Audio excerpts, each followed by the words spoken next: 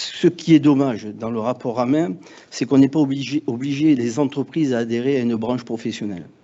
Parce on conseille grandement aux branches de se rapprocher, mais on n'a pas obligé aux entreprises à venir dans une branche professionnelle.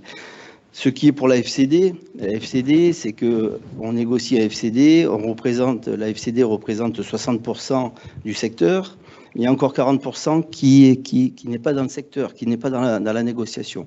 Et on est obligé d'attendre l'extension de nos accords et qui prend énormément de temps. Alors, j'ai bien noté que M. Ramin s'engage à aller beaucoup plus vite. On a tous noté ça, on a tous bien entendu.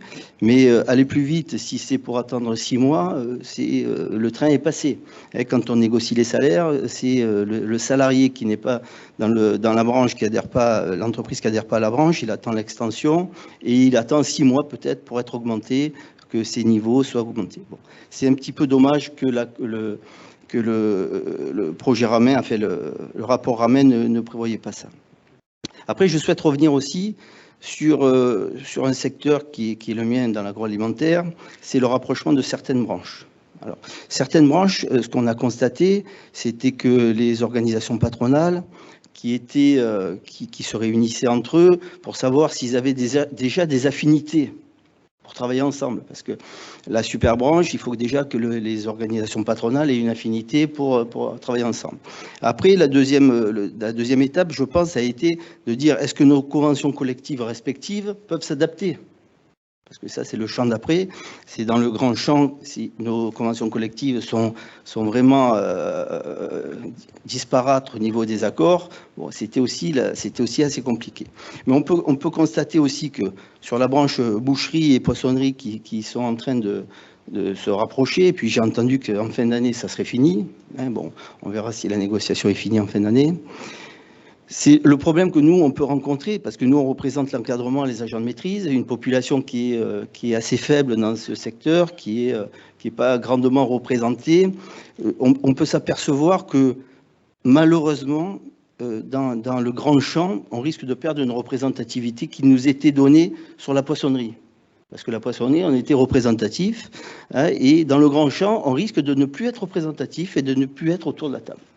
Et ça, c'est un problème parce que nos salariés de la poissonnerie qui ont voté et qui nous ont accordé leur confiance et la représentativité dans la poissonnerie ne seront plus représentés dans le grand champ pendant quelques années. Le temps de refaire un cycle et après de revenir peut-être pour revenir à la table des négociations avec la représentativité. Ça, c'est un gros problème quand même. Un gros problème parce qu'on perd des organisations syndicales. Hein, on perd des organisations syndicales avec des négociateurs, parce que dans le grand champ, moi, on peut dire ce qu'on veut, mais dans un mariage d'entreprise, c'est toujours la plus grosse entreprise qui prendra le lead. Hein. Dans les négociations, c'est toujours la plus grosse entreprise qui prendra le lead. L'exemple de la boucherie et poissonnerie, c'est... Et puis, on a entendu les chiffres, hein, c'est 38 000 salariés pour un et 8 000 pour l'autre. Bon, c'est assez disparate par rapport au poids. On va s'apercevoir assez rapidement dans les années qui suivent que c'est quand même la boucherie qui prendra le lead sur la poissonnerie. Hein? Est-ce qu'autour de la table, on aura encore des poissonniers qui seront là pour négocier l'accord, le super accord de la grande branche? Je suis sceptique. Au fur et à mesure du temps, malheureusement, on aura moins de négociateurs qui seront de qualité pour négocier pour la poissonnerie, parce que peut-être autour de la table, on aura beaucoup plus de bouchers que de poissonniers. Bon, ça, c'est un fait. Et puis, le temps que la grande branche prenne le leader sur les branches poissonnerie-boucherie, on négocie encore. Par contre, on négocie encore, mais on négocie avec la représentativité a été donnée, vient d'être donnée sur le grand champ, mais quid de la représentativité encore pendant une année ou une année et demie qui reste à négocier, quid de la représentativité sur ces branches-là professionnelles? Parce que la poissonnerie, on se retrouve, on n'a plus de représentativité, mais on négocie encore, puisqu'elle a été donnée au grand champ. Alors, quid de la représentativité? Bon, vous voyez, on a quand même un vide qui nous déstabilise, nous, organisations syndicales, parce que on peut être tous amis dans les organisations syndicales, mais on a quand même été élus pour défendre les intérêts de nos adhérents et puis des salariés, mais on défend tous un intérêt peut-être qui peut être différent, et on ne s'appuie plus sur de la représentativité. On s'appuie sur une représentativité qui est donnée au grand secteur, mais pas à la branche. Bon, là, on a un gros souci par rapport à ça. Après, on s'aperçoit aussi que dans certaines branches, il y a des associations de certains secteurs. On peut prendre, par exemple, j'ai noté le sucre et les pâtes. Ils ont voulu s'associer, et puis au bout du bout, ils se séparent. Voilà, ils se séparent. Ça veut dire qu'on a perdu peut-être un an et demi.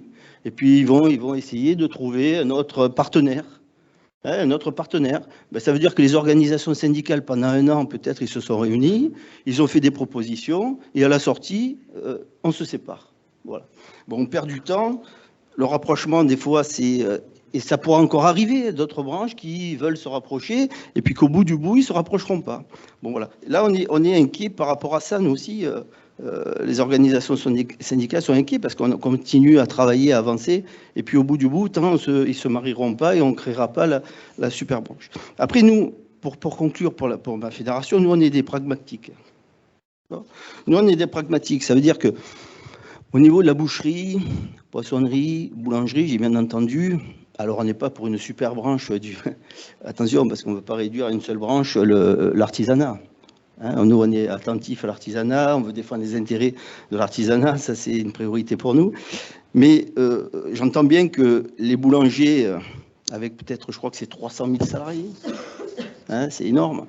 Et quand j'entends ces 48 000 salariés à la boucherie, je comprends très bien que la boucherie ne souhaiterait pas s'associer avec la boulangerie, même si c'est le coût des heures de nuit, le prétexte des heures de nuit. Mais bon, dans certaines entreprises, on sait négocier pour les boulangers, on sait négocier pour les bouchers, et ils ont pourtant des heures de nuit. Je pense à la FCD où c'est totalement différent. L'artisanat, la grande distribution, je ne veux pas aussi les mettre en concurrence, mais ça se fait aussi. Bon voilà. Après, c'est pour vous dire que c'est un rapprochement entre les hommes et pas dans l'intérêt peut-être de certains secteurs d'activité qui pourraient être l'artisanat. On pourrait créer un artisanat, une branche de l'artisanat avec des sous-champs qui pourraient être encore donner la place à la poissonnerie, avec les organisations syndicales, à la boulangerie, et voilà. Bon, ça c'est peut-être à faire. Mais bon, oui. Après, moi, ce que je veux dire aussi, c'est que les organisations syndicales, depuis des années, se sont professionnalisées. Dans le rapport à main, on réduit les branches. Nous, on a, par exemple, pour notre organisation syndicale, on a des négociateurs poissonnerie. On les a professionnalisés, on les a formés, ils sont hyper compétents. On a des bouchers qui sont des cadres de la boucherie, qui sont professionnalisés, qui sont compétents. On leur dit quoi, ces gens-là? C'est fini. Tu vas peut-être assister à la négociation de la boucherie. Ouais, mais je suis le poissonnier. Ben non, tu n'as plus qu'un poste parce que l'autre, il en a 3 parce qu'il est plus gros. Vous voyez, c'est une compétition. On se met une compétition aussi dans les organisations syndicales qui est compliquée. Après, on pense aussi, pour ma conclusion, on pense aussi dans ce rapprochement des branches. Il y a des organisations aussi, il y a des OPCO. Et s'ils n'ont pas le même OPCO, ils vont faire comment? On va choisir l'OPCO comment? On va dire, ben, peut-être tu pars là ou je pars là. On a aussi des organismes de prévoyance qui peuvent être donnés à la poissonnerie. Peut-être c'est pas le même qu'à la, et je suis certain, c'est pas le même qu'à la boucherie. Ça va être arbitré comment? Les organisations syndicales qui vont dire, ben, sur le poids de la représentativité de la boucherie ou de la poissonnerie, on va dire, ben, je crois que c'est l'ABGIS pour le poisson et c'est la G2R sur la boucherie. On va dire quoi? On va dire, ben, l'ABGIS ou la G2R, vous perdez le marché, mais derrière ça, il y a des salariés. Est-ce qu'on a pensé aux salariés? Oui, bien sûr. Est-ce qu'on a pensé à celui qui a un régime de prévoyance depuis des années, peut-être la G2R, la boucherie, et c'est plus la boucherie, c'est l'ABGIS qui va prendre la boucherie. Ça veut dire que le salarié est perturbé aussi par ça. Bon, et alors on a un socle qui est qui s'adapte. Les organisations patronales se réunissent et vont s'adapter.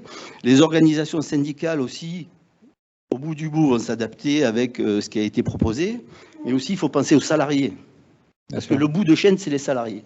Les salariés, où on va leur dire demain, ça a été négocié, c'est plus la G2R, c'est l'ABGIS, il faudra lui dire aussi, lui expliquer aussi.